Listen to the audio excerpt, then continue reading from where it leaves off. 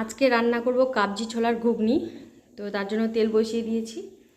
আর এখানে আছে লঙ্কা, আদা, পেঁয়াজ, রসুন বাটা, আর এই যে টমেটো কুচি, পেঁয়াজ কুচি। এই যে কাবজি ছোলা। পেঁয়াজটা ছেড়ে দিলাম। এখন আমি টমেটো কুচিগুলো দিব আর লঙ্কাটা একটু ভালো করে ভেজে নেব। তো লঙ্কাটা এখন আমি ভালো করে একটু ভেজে নেব।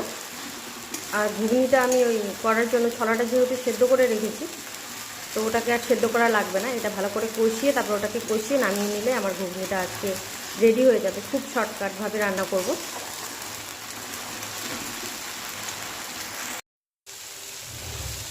তো এই যে ছোলাগুলো আমি ঢেলে দিলাম কড়াইয়ের মধ্যে।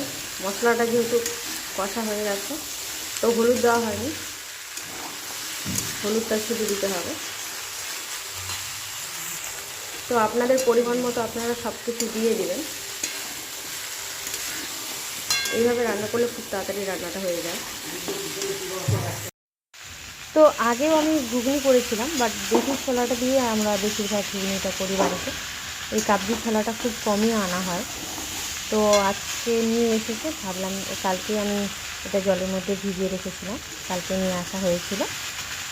তো ভাবলাম যে সেদ্ধ করেই রাখি, তাহলে শর্টকাটভাবে রান্নাটা করা যাবে, বেশি টাইমটাও লাগবে না। আমার ছোলাটা আর আলুটা যদি সেদ্ধ থাকে, তো এই জন্য শর্টকাট রান্নার জন্য টাইমটা যাতে বেশি টাইম না লাগে, তার জন্য আমি আগে সেদ্ধ করে নিলাম।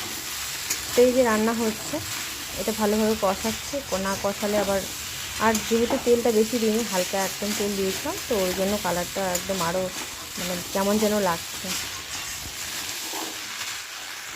বন্ধুরা, এই যে আমার ঘুগনিটা প্রায় রেডি হয়ে গেছে, অনেকক্ষণ পাক হলো।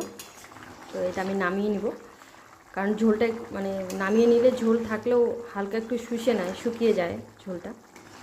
তো এইভাবে আপনারা ঘুগনি করতে পারেন।